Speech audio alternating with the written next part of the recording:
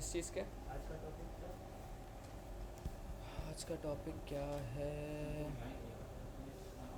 अच्छा, last class में हम लोगों ने आई थिंक फॉर्म हम लोग देख रहे थे, हमने यूज स्टेट देख लिया था और मैंने आपको ये बताया था कि हम किस तरीके से डेटा बाइंडिंग करते हैं रिएक्ट के अंदर। ऐसा ही है, और रिएक्ट में टू वे डेटा बाइंडिंग होती है। क्या होता है टू वे डेटा बाइंडिंग? हम्म हम्म यूज़र इंटरफेस पे हम कुछ लिखते हैं, उसका इम्पैक्ट कोड में आ रहा है, ये वन वे डेटा बाइंडिंग हो गया। और अगर हमने कोड में कुछ लिखा उसका इम्पैक्ट यूज़र इंटरफेस पे आ रहा है तो ये टू वे डेटा बाइंडिंग हो गया। ठीक है, तो हमने ये चीज़ देखी थी और हमने ये देखी थी कि किस तरीके से मैं इनपुट से वैल्यू उठा सकता हूँ रिएक्ट के अंदर। ठीक है, हम क्या करते हैं, हम ऑन चेंज इवेंट, इस पर हम एक फंक्शन कॉल करते हैं। मैं थोड़ा क्विक रिकैप कर दूँ आपको। ऑन चेंज के ऊपर हम एक फंक्शन कॉल करते हैं। ऑन चेंज क्या काम करता है? कोई भी की प्रेस करूँ, इनपुट पे कुछ भी चेंज आ रहा है तो इवेंट फायर होगा। और मैंने इस इवेंट में क्या कहा कि भाई E dot target dot value, यानी कि जो उसकी इनपुट वैल्यू है उसको उठाओ और उसको एक स्टेट बनाई। स्टेट क्या होता है? बेसिकली सिंपल एक वेरिएबल होता है। ठीक है, यहाँ इनिशियल स्टेट पास एम्प्टी रखा हूँ कि मुझे खाली रख, बाय डिफ़ॉल्ट इसकी वैल्यू खाली होगी, इनपुट पे कुछ भी नहीं आ रहा होगा। ठीक है, तो एक इसका अपडेटिंग फंक्शन हो गया और एक इसकी यहाँ पे स्टेट हो गया। और अब मैंने क्या किया, जैसे ही मुझे इनपुट की वैल्यू उठी है तो मैंने उसको इस स्टेट में रखवा दिया। और इसका जो वेरिएबल है, स्टेट वेरिएबल है, उसको मैंने कहाँ करा, यहाँ पे वैल्यू के एट्रीब्यूट या वैल्यू का प्रॉप देके उसके साथ मैंने अटैच कर दिया। इससे कहते हैं बाइंड करना। इससे मैंने वैल्यू से बाइंड किया इसको ना, इसकी जो स्टेट वेरिएबल की जो वैल्यू है उसको मैंने इसकी वैल्यू से बाइंड कर दिया। तो असल में ये बाइंडिंग है यहाँ पे। यहाँ तक हमारी कल बात हुई थी। क्या चीज़? एट्रीब्यूट या प्रॉप। हम इसको एट्रीब्यूट भी कहते हैं, प्रॉप भी कहते हैं, PROP, प्रॉप। प्रॉप्स वैसे क्या होते हैं ये आगे डिटेल में टॉपिक है पूरा, लेकिन हम इसको बोल सकते हैं। ये एक्चुअल में प्रॉप नहीं है, इसको बस बोल रहे हैं प्रॉप। एक्चुअल में प्रॉप अलग होता है, वो हम पढ़ेंगे आगे आगे। बस इसको बोल रहे हैं प्रॉप। एट्रीब्यूट्स को यहाँ बेसिकली प्रॉप बोल रहे होता है। अच्छा जी, खैर हमारा आई थिंक, अच्छा इंटरनेट बंद हुआ हुआ है।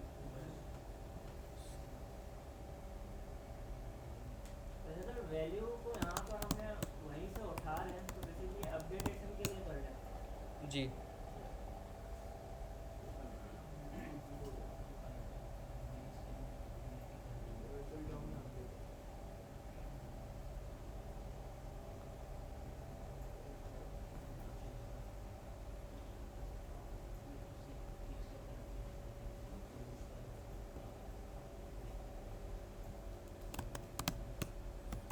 then npm run def।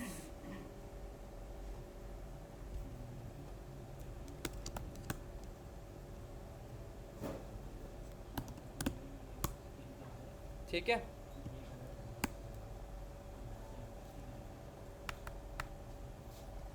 तो हम लोगों ने बेसिकली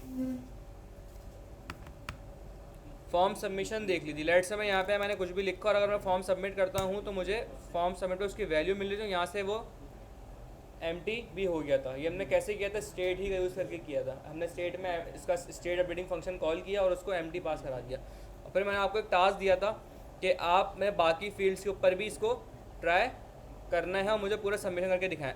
मैं अभी जल्दी से आपके सामने दो फील्ड्स के ऊपर करता हूँ ताकि एकदम क्विक रिकैप भी आपका हो जाएगा कि किस तरीके से हमारा ये चलता है। तो जैसे आप करवाते रहिएगा जी सर। एक्चुअली मैं इसलिए थोड़ा सा इनसे हो रहा कि मार्केट में ऑलरेडी ये जो है काम पाइथन वगैरह पे कर रहे हैं, सही है।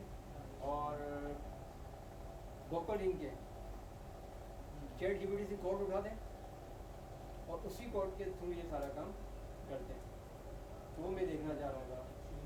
अगर प्रोग्रामिंग करना तो बताएंगे, ऐसा होता है सर कि नहीं होता है ऐसा, लेकिन आपको पता हो कि कौन सा कोड कहाँ लगाना है, ये इम्पोर्टेंट है। यही तो है prompt engineering. Prompt engineering, prompt engineering तो बहुत डिफरेंट चीज़ है। वो तो आप उसको प्रॉम्प्ट देते हो इतना एफिशिएंटली कि वो आपको उस हिसाब से आपकी डिज़ायर्ड आउटपुट रिजल्टेंट दे। अच्छा जी, बैक टू द टॉपिक। तो जैसे हमने नेम के लिए किया बिल्कुल एग्जैक्ट मैं बाकी फील्ड्स के लिए भी कर सकता हूँ। ठीक है, मेरे पास नेम है, ईमेल और पासवर्ड। ठीक है, तो कॉन्स्ट यूज़ ये टास्क आपको दिया था मैंने करने को, ठीक है। मैं वो बात करके दिखा रहा हूँ कि किस तरीके से होगा। वही एमडी रखा है इसको यहाँ पे, कोई भी आप नाम दे दें, लेट से password well comma set password well. इसमें किसी का कोई क्वेश्चन है, कोई बात समझ में ना आ रही हो कि ऐसे क्यों किया, ऐसे कर लेते, डिबेट किया करें क्लास में कि इसको हम ऐसे भी कर सकते हैं, इसको हम वैसे भी कर सकते हैं। तो ऐसा कोई नहीं है जैसे हम रीसेट में तीनों तीनों सेट चेक कर रहे हैं, सेट अपडेट कर रहे हैं कि तीनों एक ही लाइन में अपडेट है, ऐसा कुछ है, बाद में करवाऊँगा, थोड़ा सा कॉम्प्लेक्स हो जाएगा वो। हम क्या करेंगे, मैं 3 स्टेट ले रहा हूँ 3 कामों के लिए। मैं 3 कामों लेके एक ही स्टेट लूँगा, लेकिन उस एक स्टेट को मैं ऑब्जेक्ट लूँगा, उसमें तीनों पास कर दूँगा। लेकिन वो थोड़ा कॉम्प्लेक्स हो जाएगा, अभी नहीं बता रहा, लेकिन वो बताऊँगा मैं आगे जाके आप, ठीक है। ये वही जैसे एरे की तरह 3 चीज़ों को एक साथ उठा लेंगे। यहाँ हम ऑब्जेक्ट लेंगे, एरे तो नहीं ले सकते ना यहाँ पे। अच्छा, देन हमारे पास हो जाएगा ईमेल, ठीक है, और ये हो जाएगा सेट ईमेल वैल्यू, ठीक है। दो स्टेट इनिशियलाइज कर ली मैंने यहाँ पे। देन जैसे यहाँ पे मैंने बाइंडिंग करी हुई, ऐसे ही मैं यहाँ पे आता हूँ, वैल्यू के ऊपर क्या कर दूँगा, ईमेल वैल, ठीक है। और यहाँ पे ऑन चेंज के ऊपर ईमेल चेंज हैंडलर, ठीक है। फंक्शन में बनाता हूँ अभी थोड़ी देर में। इसे फंक्शन पॉइंटिंग कहते हैं, कॉलिंग कहते हैं।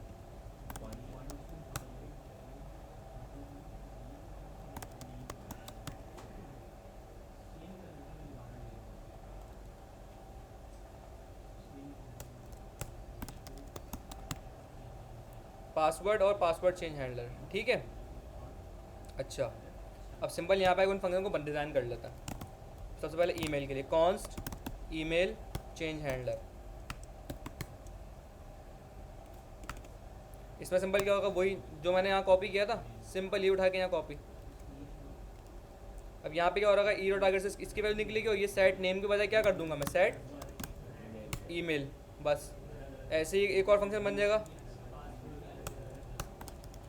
पासवर्ड चेंज हैंडलर, और यहाँ पे सेट ईमेल के बजाय,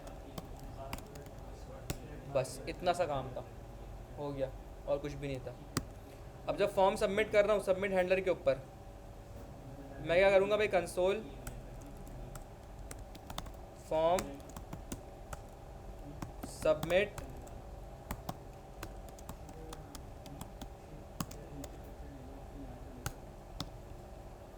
और यहाँ पे क्या करूँगा, मैं तीनों वैल्यूज़ को लिस्ट करवा दूँगा।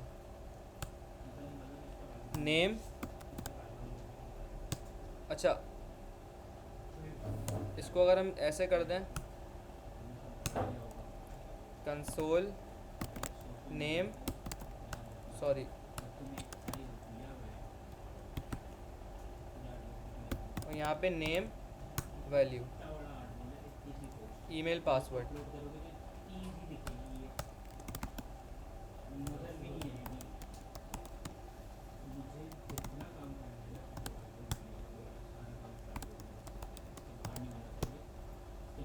ठीक है। और यहाँ पे आके क्या कर दूंगा, सेट ईमेल की भी एम्प्टी और सेट पासवर्ड की भी एम्प्टी।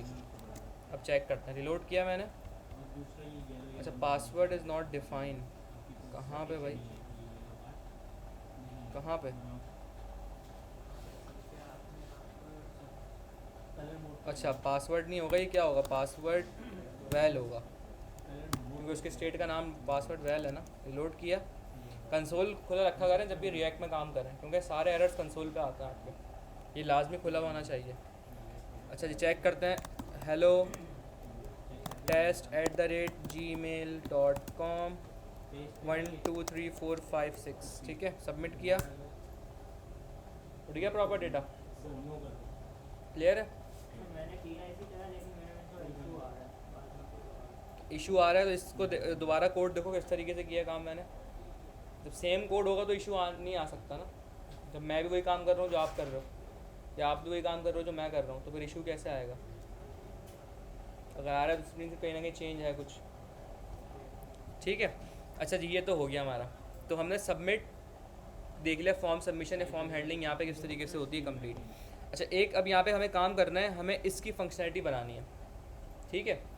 अच्छा देखें, जब आपको काम करवाने जा रहा हूँ ना, ये समझें कि भाई एक ट्रिक है और इस ट्रिक से आप बहुत सारी चीज़ें अचीव कर सकते हैं। इस पे होगा क्या, मैं जैसे ही क्लिक करूँगा ये आई क्लोज है तो क्या हो जाएगी, ओपन हो जाएगी। एक काम ये होगा, दूसरा काम क्या होगा, पासवर्ड इससे शो हो जाएगा।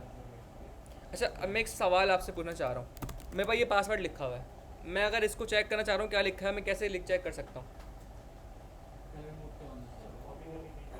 कॉपी करो, आप बोलोगे भाई कहीं पेस्ट कर दें, तो ये तो नहीं हुआ,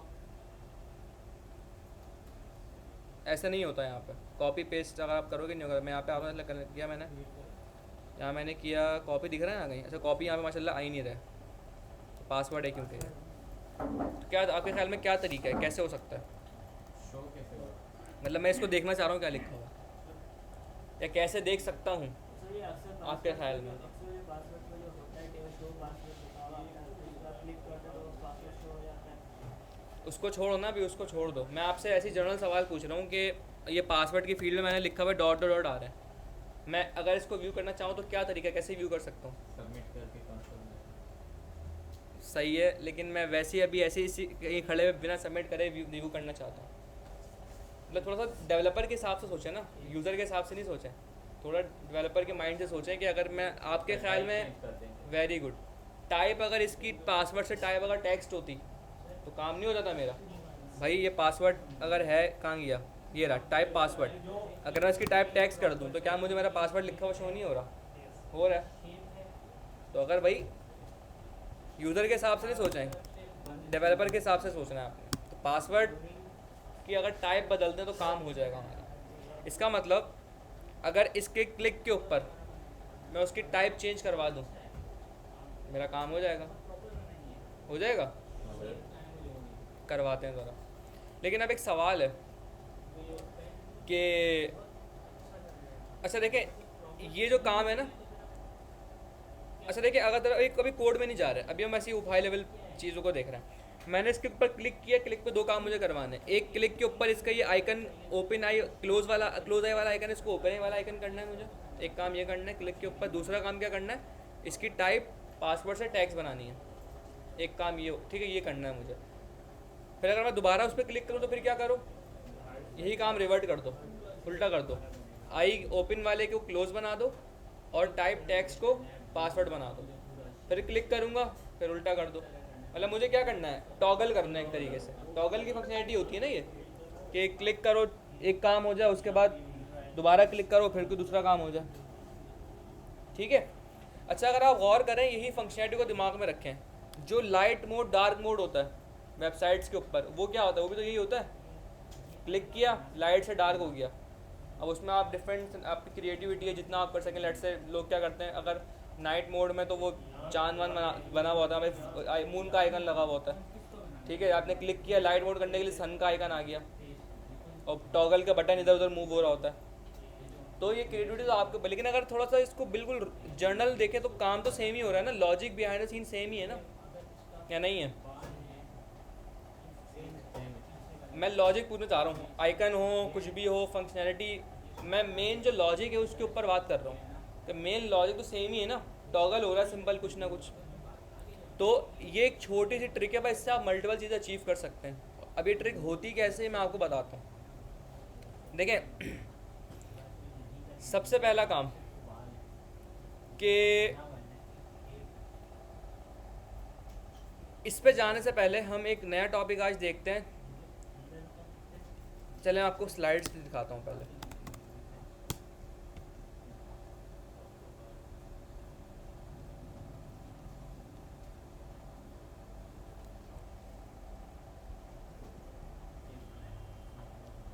हम अभी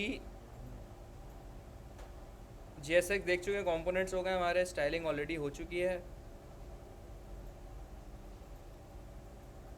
ठीक है। हमें अभी एक ये बनाना है, काउंटर ऐप बनानी है।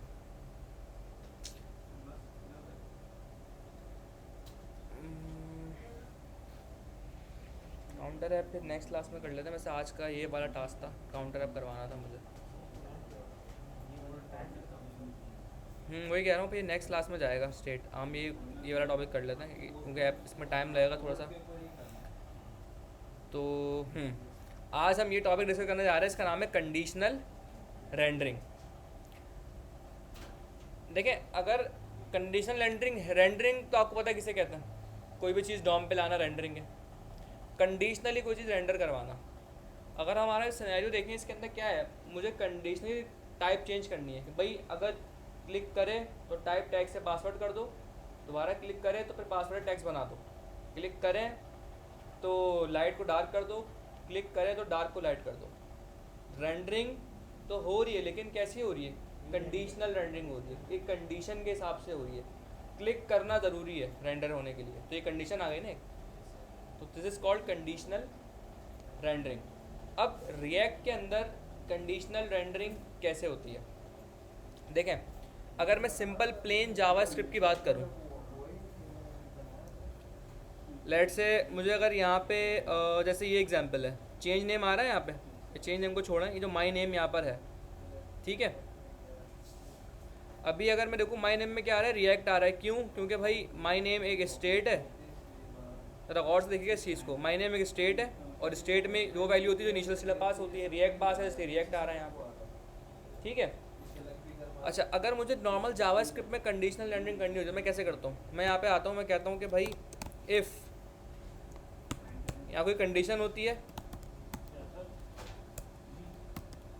इफ़ कंडीशन, अगर कंडीशन मैच होती है तो जैसे मैं डमी लिख रहा हूँ, डू समथिंग, ठीक है। अगर ये कंडीशन मैच होती है तो कुछ करो, एल्स वरना डू दिस, वरना ये करो। मैं इंग्लिश के अंदर आपसे मतलब समझाने की कोशिश कर रहा हूँ कि क्या हो रहा है। कंडीशनल रेंडरिंग है ना ये भी, या नहीं है? कंडीशनल रेंडरिंग ये भी भाई कि अगर कंडीशन मैच होती है तो ये करो वरना ये करो, इफ़ एल्स है सिंपल। कंडीशनल रेंडरिंग रिएक्ट में भी इफ़ एल्स ही होती है, लेकिन वो इफ़ एल्स ये वाला इफ़ एल्स नहीं होता, वो होता है टर्नरी। टर्नरी का नाम सुना है आपने? ये टर्नरी का टॉपिक जावास्क्रिप्ट में मैंने नहीं पढ़ाया था, वो इसीलिए नहीं पढ़ाया था कि यहाँ पढ़ाना है वो टर्नरी। हम टर्नरी यूज़ करते हैं इफ़ एल्स के लिए। इसकी छोटी सी मैं आपको एग्जांपल देता हूँ। अच्छा ये बेसिकली रिएक्ट का टॉपिक नहीं है, ये टॉपिक जावास्क्रिप्ट का ही है, बस हम यूज़ इसका रिएक्ट में ज़्यादा करते हैं। आप बोलोगे भाई जावास्क्रिप्ट में कैसे है, मैं आपको एक चीज़ दिखाता हूँ।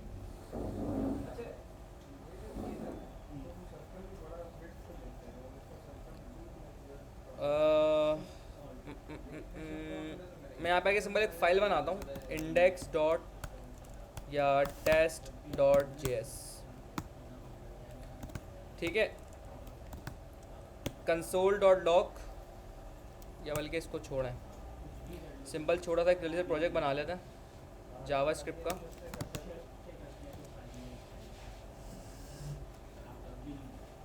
ठीक है, ये सिंपल यहाँ पे आ गया टेस्ट, और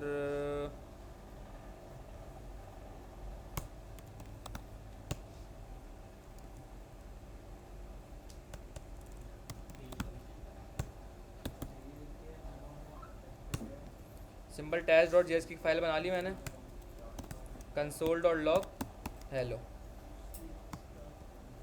सिंपल एक प्लेन एचटीएमएल से जावास्क्रिप्ट मैंने प्रोजेक्ट बनाया है, ठीक है। सही है, क्योंकि अगर यहाँ पे आपको मैं पहले दिखाऊंगा ना कंडीशनल रेंडरिंग क्या होती है, तो यहाँ पे आप जल्दी पिक कर लेंगे, वहाँ पे थोड़ा मुश्किल होगी आपको रिएक्ट के अंदर, क्योंकि कंडीशनल रेंडरिंग यहाँ पे भी होती है, ठीक है। फाइल मेरी चल रही है यहाँ पे।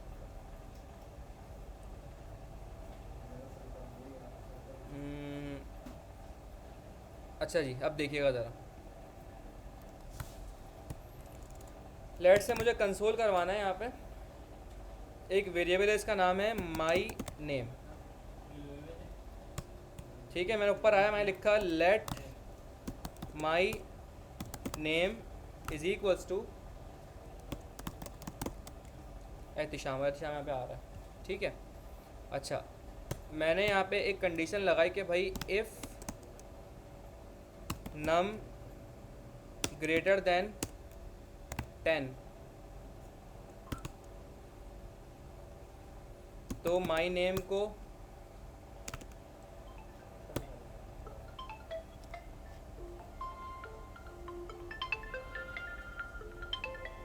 एक मिनट देगा मुझे।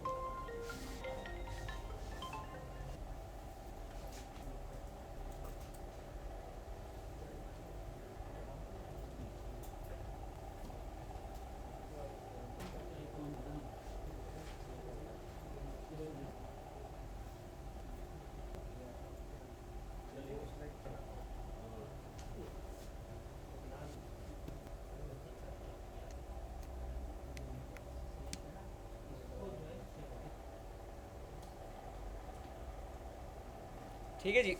अच्छा, अब लेट्स मैंने ना बोला भाई माय नेम जो है वो एहतिशाम है, ठीक है,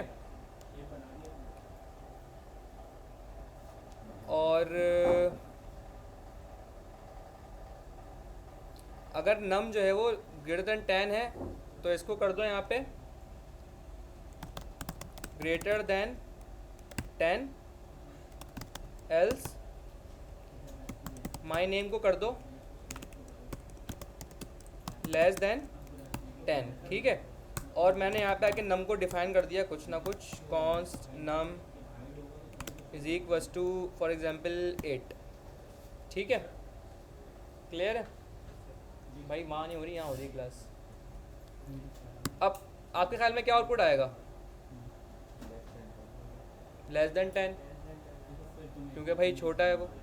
अब ये जो मैंने कोड लिखा है ये सिंपल इफ एल्स है, मैं इसी कोड को टर्नरी के हेल्प से भी कर सकता हूँ बहुत ही एक ही लाइन में। ये कितनी लाइन कंज्यूम हो रही है यहाँ पे? 1 2 3 4 5, ठीक है, 5 लाइन्स हो रही हैं। अब मैं इसी कोड को देखिए एक लाइन में लिख के दिखाता हूँ आपको with the help of ternary. इस कोड को मैं कमेंट करता हूँ, ठीक है। अब देखिएगा ज़रा,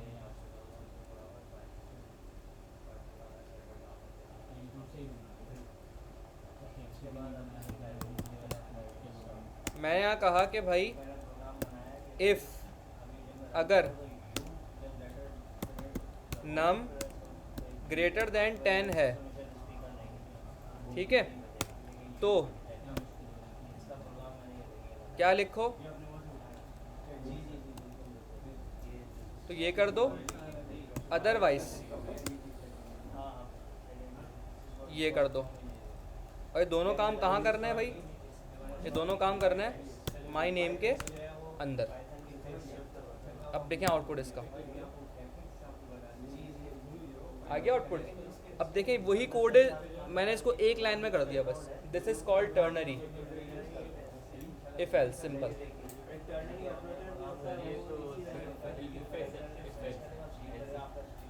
रुको रुको ज़रा सब्र करो, आते हैं। समझ में आई चीज़? अच्छा, अब आप बोलेंगे जैसे कि हमारे पास हमने कितने टाइप से कंडीशंस देखी हैं। सबसे पहले मैंने देखी है सिंपल इफ़, कि भाई इफ़ एल्स नहीं। पहले अगर यहाँ देख लें फिर लिखिएगा, मैं टाइम दे दूँगा लिखने का भी, सिर्फ समझ लें। एक तो होता है इफ़, ठीक है। अच्छा, एक क्या होता है? एक होता है इफ़ या एल्स दिस, ठीक है। पहला हो गया ये, मैं लिख भी देता हूँ, ये फर्स्ट हो गया, ये सेकंड केस हो गया, और एक थर्ड केस भी होता है, इफ एल्स फिर इफ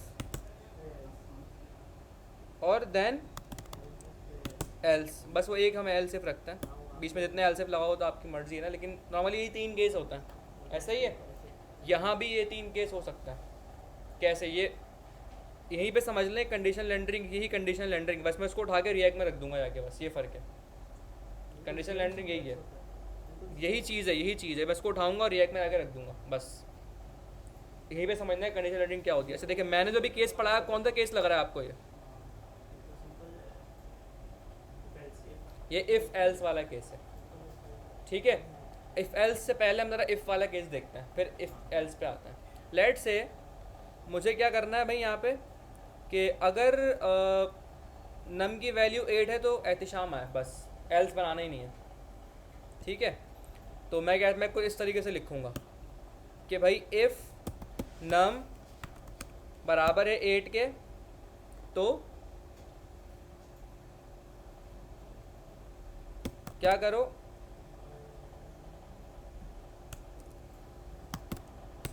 ये माय नेम भी हटाओ, डायरेक्टली कंसोल कर देता हूँ, ये कर देता है, ठीक है। इसको मैं यहाँ से भी हटा देता हूँ, ठीक है। मुझे बस ये करना है कि भाई नम बराबर है 8 के, तो कंसोल कर दो माय नेम को, ठीक है। ये और इजी कर देता है, माय नेम भी हटा दो यहाँ से, स्टैटिक कर देना ताकि आपको आसानी से समझ में आ जाए।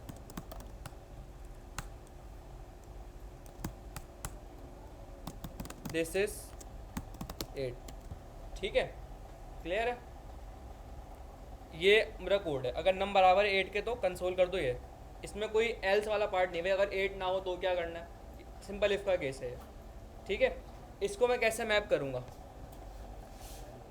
तो यहाँ पे आते हैं सबसे पहले केस के लिए इफ़,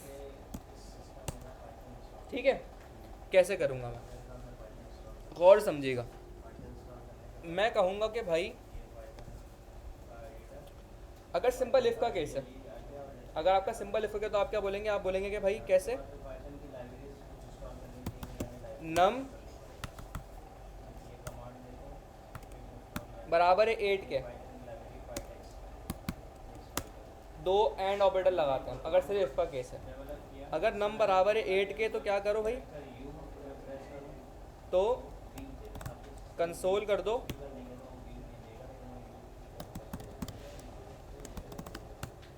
दिस इज 8, बस ये इस तरह करूँगा मैं आपको इसका आउटपुट दिखाता हूँ। इस वाले को बंद कर देते हैं, समझ रहे हैं, ये सिंपल इफ़ का केस है। इसको और माना नोट भी आप ऐसे ही करिएगा, पहले ऊपर ये वाला इफ़ का केस लिखिएगा सिंपल वाला जो आपको पता है, जिसमें आपकी कमांड है, इसमें तो कमांड है ना भाई, और फिर उसके नीचे इसका ये टर्नरी वाला केस लिख देगा। मैं यहाँ पे ऐसे कोड कोच कर रहा हूँ, ऐसे करूँ ताकि आपको समझ में आ जाए ये क्या है मेरा सिंपल केस, और ये मेरे पास क्या है यहाँ पे इसका टर्नरी केस।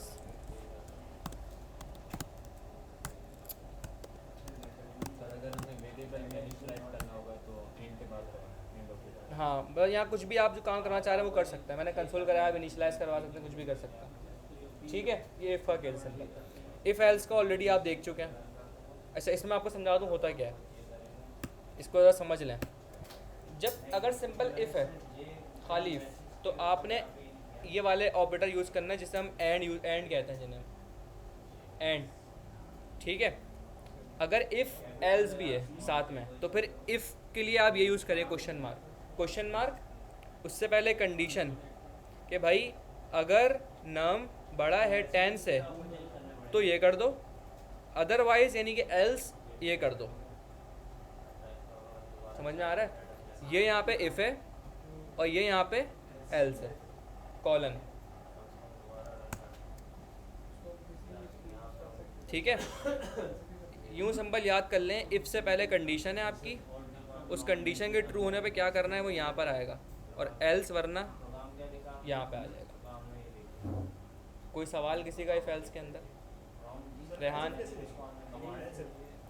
भाई मैं सवाल क्या पूछ रहा हूँ, इफ़ एल्स में कोई सवाल है? एल्स इफ मैंने पूछा है अभी तक आपसे, तो एल्स इफ पे कहाँ से आ गए? सर अगर हमें कंसोल करना होगा तो हम इफ की कंडीशन क्वेश्चन मार्क के बाद करेंगे। हाँ बिल्कुल, देखें वही चीज़ है, बस लिखने का तरीका डिफरेंट है। इफ़ की बात कंडीशन यहाँ लिखोगे, उस कंडीशन पे क्या करवाना है वो यहाँ लिखोगे, सही है। मैं क्योंकि इनिशियलाइज़ करवा रहा हूँ तो मैं ऐसे लिख रहा हूँ, अगर आपने कंसोल करना तो आप कंसोल लिख दोगे सिंपल यहाँ पे, बस ब्रैकेट्स नहीं है और एक लाइन में सिंटेक्स हो गया आपका, ये है डिफरेंस। तो इफ़ और इफ़ एल्स में कोई मसला? अच्छा, अब आते हैं एल्स इफ़। एल्स इफ़ मैं आपको बता दे रहा हूँ कैसे होता है, लेकिन हम इसको कोशिश करते हैं अवॉइड करें। क्यों? मसला कोई नहीं है, सेंटेक्स बहुत कॉम्प्लेक्स हो जाता है। अभी देखें इफ़ एल्स ही कितना कॉम्प्लेक्स लग रहा है थोड़ा सा, मैं अभी आपको एल्स इफ़ बताऊँगा ना, आप देखिएगा एल्स इफ़ वो और कॉम्प्लेक्स है, तो इसलिए हम उससे बचते हैं और हमें इतनी नीड भी नहीं पड़ती एल्स इफ़ पे जाने की। इफ़ और इफ़ एल्स से हमारा काम हो जाता है। भाई अगर इतने सारे एल्स इफ़ लगाने तो हम बोलते हैं भाई आप सिंपल ये यूज़ कर लो, वो भाई जावास्क्रिप्ट लिख सकते हैं ना यहाँ पे रिएक्ट में, यहाँ लिखो जावास्क्रिप्ट जैसे मैंने लिखी है, लिख सकते हैं, कोई मसला नहीं है। तो आप ये कर लो, उससे बेहतर है। अगर छोटी कंडीशन है इफ़ एल्स पे जा रही है तब टर्नरी लगाओ, एल्स इफ़ पे अगर जा रही है एल्स इफ़ तो फिर टर्नरी से कहते हैं अवॉइड करो। उसका रीज़न सिर्फ एक होता है, कोड बहुत कॉम्प्लेक्स हो जाता है, आपको खुद को समझने में प्रॉब्लम हो रही थी कि मैंने लिखा क्या है। देखिए मैं आपको करके दिखाता हूँ।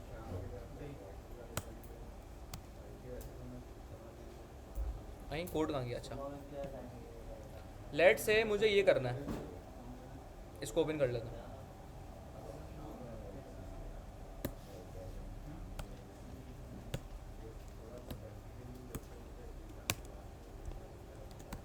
ये सिंपल केस है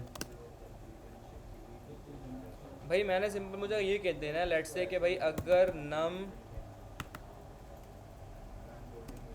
बराबर है 8 के, तो क्या करो, कंसोल करो, दिस इज 8। बहुत इंपॉर्टेंट चीज़ है, इसको और समझिएगा। अगर नम बराबर है 5 के, कंसोल करो, दिस इज 5, वरना कंसोल कर दो अदर्स। ये मेरा कोड है सिंपल, ठीक है। अब बीच में जितने एलसिफ बनाना चाहे बना सकते हैं। मैं एक जनरल एग्जांपल आपको बस दे रहा हूँ। अब देखिए इसको मैं कैसे मैप करूँगा। हम इफ़ एलसिफ के अंदर पहले इफ़ एल्स से कोड लिखना शुरू करते हैं, ठीक है। कैसे,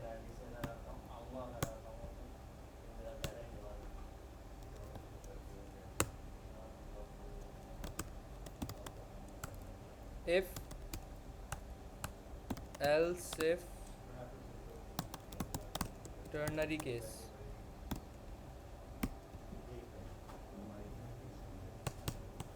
ठीक है। अब देखें, सबसे पहले वही मैं लाऊंगा इफ़, कि भाई अगर नंबर बराबर है 8 के, इफ़ फिर कंडीशन, अगर 8 कह रहे हो तो क्या करना, तो ये कर दो। तो मैंने इसको सिंपल उठाया और यहाँ कर रख दिया, ठीक है। इफ़ अगर ये ट्रू है तो ये कर दो। अब क्या एल्स इफ बनाना है मुझे, तो एल्स इफ़, कॉलन को एल्स कहते हैं, क्वेश्चन मार्क को इफ़ कहते हैं। एल्स इफ़, फिर यहाँ कंडीशन इस तरीके से, एल्स इफ़ अगर नंबर बराबर है 5 के तो ये कर दो, फिर वरना एल्स ये कर दो। हो गया थोड़ा कॉम्प्लेक्स कोड, लेकिन देखिए वैसे कुछ भी नहीं है। आप सिंपल एक कॉन्सेप्ट याद कर लें, क्वेश्चन मार्क का मतलब है इफ़, कोलन का मतलब है एल्स, ठीक है। इसको ऐसे भी लिख लें, मैं आपको एक काम करो सेंटेक्स भी बता देता हूँ, ऐसे अपने पास नोट कर लें, ठीक है। ऐसे नोट कर लें, ये हमारा क्वेश्चन मार्क है, इफ़ यहाँ पे आपकी कंडीशन आती है,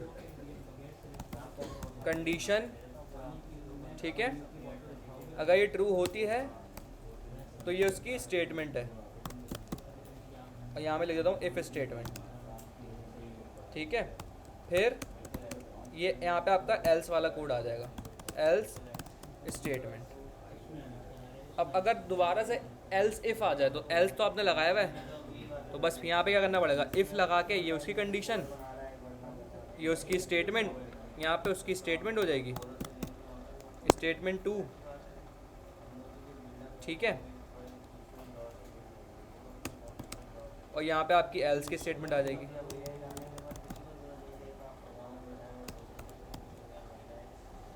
समझ रहे हैं? तो लेकिन ये थोड़ा सा कॉम्प्लेक्स हो जाता है कोड, तो इसलिए हम एल्स इफ पे नहीं जाते। हम कोशिश करते हैं कि इफ एल्स से ही सारा काम हो जाए। अगर एल्स इफ पे जाना पड़ भी रहा है तो फिर हम नॉर्मल जावास्क्रिप्ट वाले एल्स इफ बना लेते हैं, सही है। तो इसे कहते हैं कंडीशनल रेंडरिंग। अब यही चीज़ हमें सिंपल उठा के रिएक्ट में रखनी है। कैसे आता है, ये इसमें कोई सवाल किसी को ये लिखना चाहे तो लिखने में टाइम दे देता हूँ। लिखना है, लिख लूँगा, ये पुश नहीं होगा कोड, ये तो सिंपल यही जावास्क्रिप्ट की फाइल है, पुश नहीं होगा, पुश तो रिएक्ट वाला होगा। तो इसको अगर लिखना चाहो लिख लो, और कोशिश करो ऐसे ही लिखो, केस बना बना के, सिंपल केस, फिर उसके बाद उसका टर्नरी, फिर उसका दूसरा वाला केस, उसके बाद उसका टर्नरी।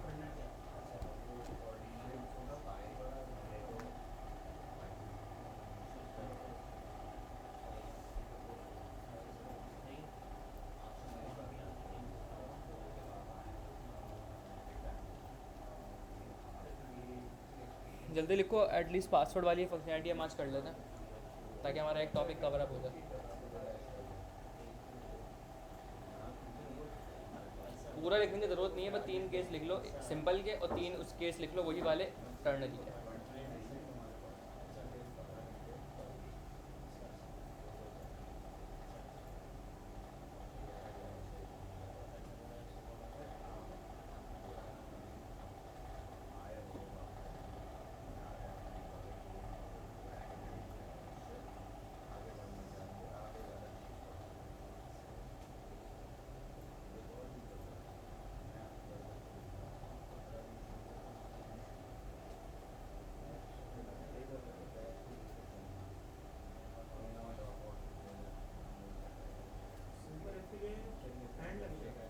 सिंपल इफ है तो आप एंड लगाओगे,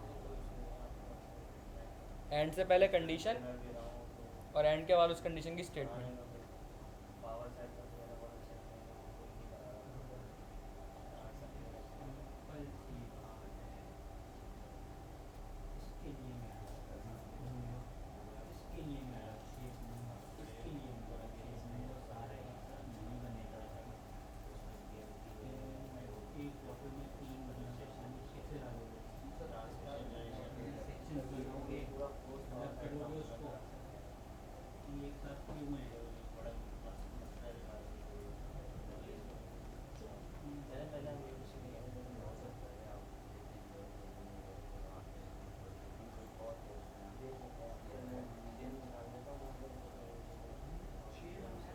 सर टर्नरी तो इसका टर्नरी क्या है? इफ का टर्नरी ये है ना, टर्नरी केसेस हैं इफ एल्स और if else if else if.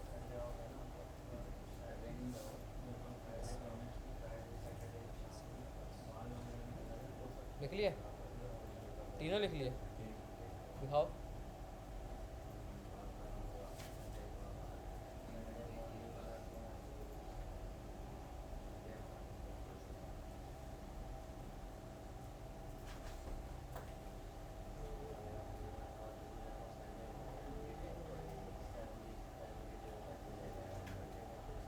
Sir hosting letter cost में होती है?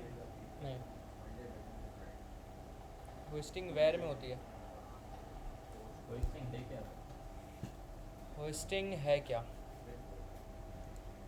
होस्टिंग बेसिकली एक बिहेवियर है जावास्क्रिप्ट के अंदर, जिसमें हम करते ये हैं कि वेरिएबल्स और फंक्शंस को बनाने से पहले उनको कॉल कर लेते हैं। बनाने से पहले उनका एक्सेस होता है। हाँ, बनाने से पहले अभी नॉर्मली क्या होता है, कौन से पहले चीज़ बनाते हैं दैन उसको एक्सेस करते हैं। होस्टिंग में ये होता है कि हम पहले एक्सेस कर सकते हैं, बाद में पहले उसको बना ले जाके। अब कैसे हो रही होती है ये, इसके पीछे पूरी एक लंबी चौड़ी कहानी है। आपका जावास्क्रिप्ट का जो कोड है ना, वो एग्जीक्यूट होता है। एग्जीक्यूट होने के लिए दो फेज़ होता है, एक होता है memory allocation phase.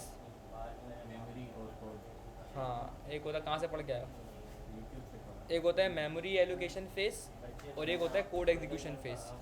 First phase में मेमोरी एलोकेशन फेज़ में क्या होता है, जितना आपने वेरिएबल्स वगैरह बनाए हुए होते हैं उन सबको मेमोरी एलोकेट होती है आपकी रैम से, ठीक है।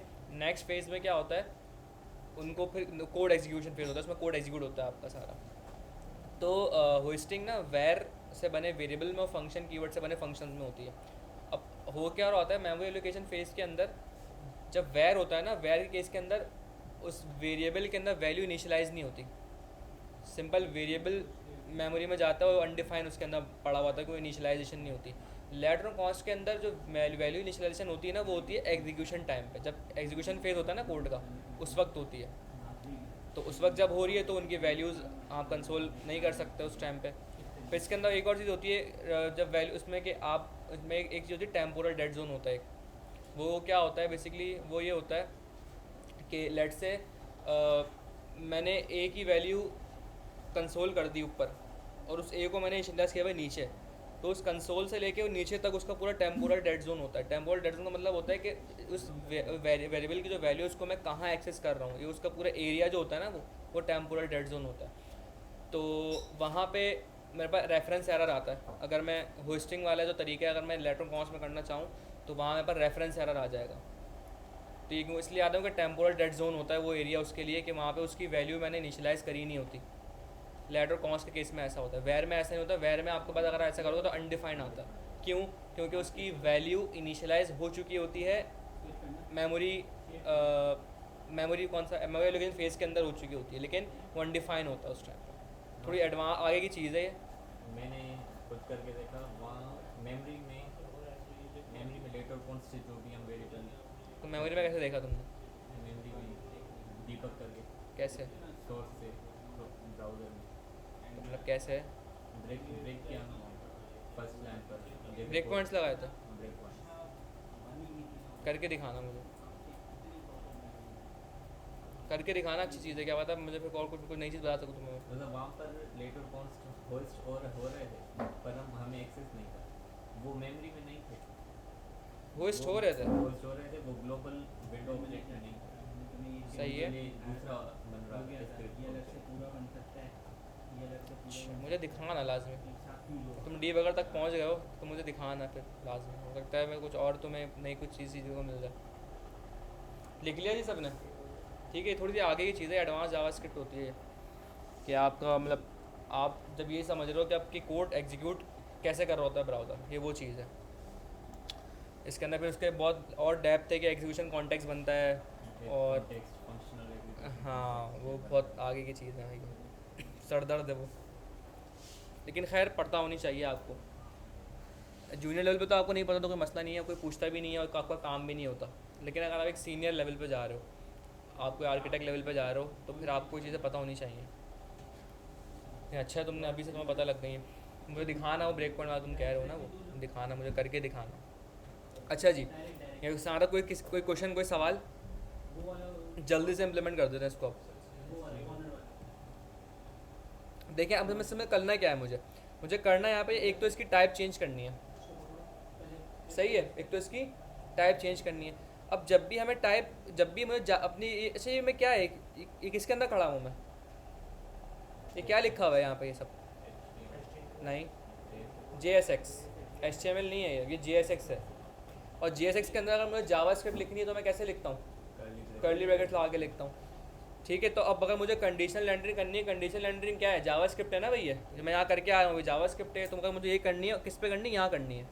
तो एक तो मैं क्या करूँगा, यहाँ पे इसको ऐसे नहीं लिखूँगा, पासवर्ड कैसे लिखूँगा, इसको यूज़ करूँगा ऐसे ब्रैकेट्स, ठीक है, और ब्रैकेट्स के अंदर मैं यूज़ करूँगा ये, ठीक है। अब देखें यहाँ पे टाइप पासवर्ड या ये दिखानी है तो मुझे किसी न किसी कंडीशन के बिहाफ पे दिखानी होगी कि वो कंडीशन क्या क्लिक है। अब क्लिक के ऊपर मुझे कहीं वैल्यूज़ की सेव करानी है, मतलब मैं किसी वैल्यू से कंपेयर कराऊंगा ना भाई, मैं कैसे कराऊंगा कि भाई ये पासवर्ड कर दो या ये कर दो।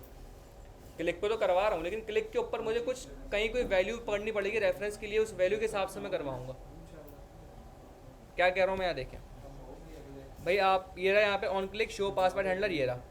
अब मैं कह रहा हूँ इसके क्लिक के ऊपर पासवर्ड को शो या हाइड कर दो, तो भाई मैं पासवर्ड शो हाइड तो यहाँ नीचे बना हुआ है, यहाँ पे बना हुआ है, फंक्शन मेरा यहाँ पे बना हुआ है, तो मैं कैसे शो हाइड कर दूँ उसको। तो हमें क्या चाहिए, कोई एक वेरिएबल चाहिए जहाँ वैल्यू रखेंगे। वेरिएबल का मतलब मुझे एक स्टेट चाहिए, ऐसा ही है भाई, समझ में आ रहा है? अभी करूँगा तो समझ में आ जाएगा। मैंने सिंपल एक स्टेट ली, const use state. Initially by default मुझे पासवर्ड को शो रखना है, हाइड रखना है, मुझे हाइड रखना है। तो मैंने यहाँ पे एक स्टेट का नाम लिया, इस शो, और सेट इस शो। इस शो यानी कि शो होगा, इनिशियली होना चाहिए, नहीं होना चाहिए, नहीं होना चाहिए, तो मैं क्या रखूँगा, इसको फॉल्स डाल दिया मैंने कि कोई इनिशियल तो मुझे चाहिए ना भाई काम करने के लिए। इस शो, अब इस शो के अंदर क्या पड़ा हुआ है, फॉल्स पड़ा हुआ है। और मैं क्या कह रहा हूँ कि भाई जैसे ही इस पासवर्ड पे क्लिक हो मुझे इसकी वैल्यू चेंज करनी है, ऐसा ही है। तो मैं बोलूँगा सेट इस शो क्या कर दो, ट्रू कर दो। अब इसका मतलब इसकी वैल्यू फर्स्ट टाइम फॉल्स से क्लिक करने पे ट्रू हो जाएगी। अब इसकी वैल्यू को पकड़ के मैं कंडीशन दे सकता हूँ नीचे, कैसे, मैं बोलूँगा भाई अगर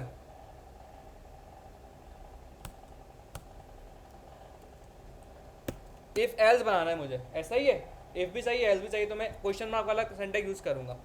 मैं कह रहा हूँ कि भाई अगर इस शो पासवर्ड की वैल्यू ट्रू है।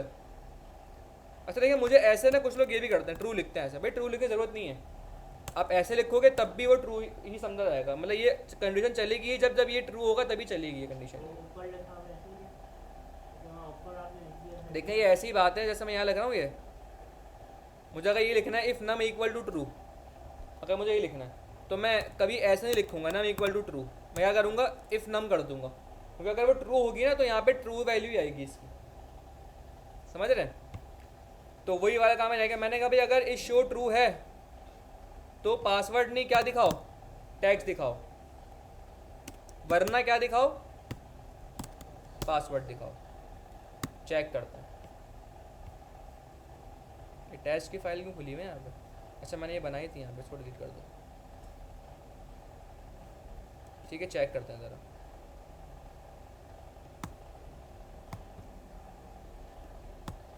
कोड गया हमारा,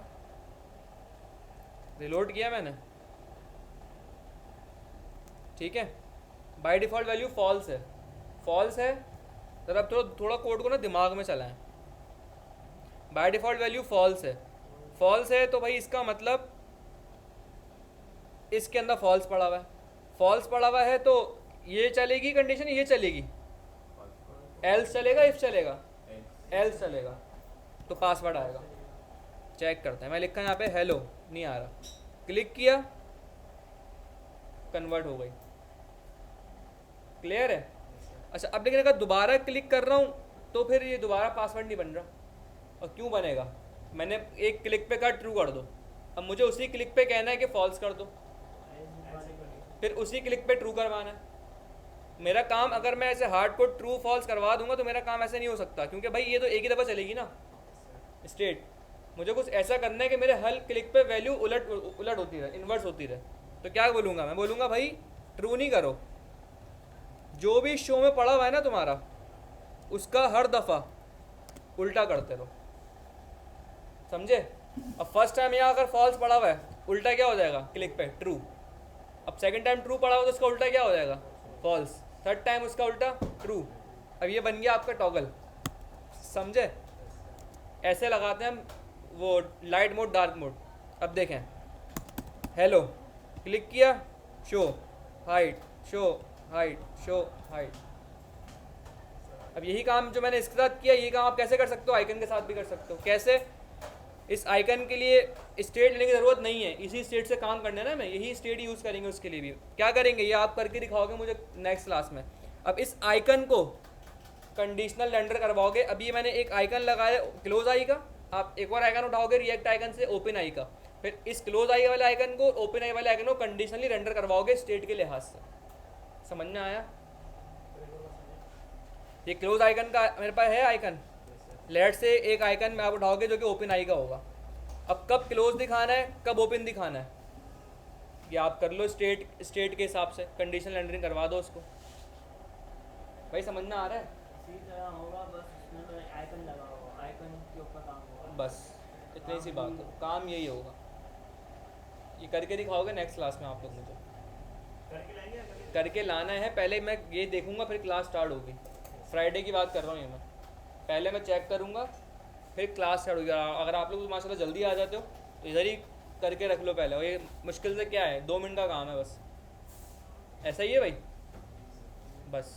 मुश्किल हो जाएगा तो आइकन का मसला हो रहा है, मैं यहाँ इसमें करके आपको दिखा दूँगा। ठीक है, बस यहीं तक रखते हैं आज, नेक्स्ट क्लास में कंटिन्यू करेंगे।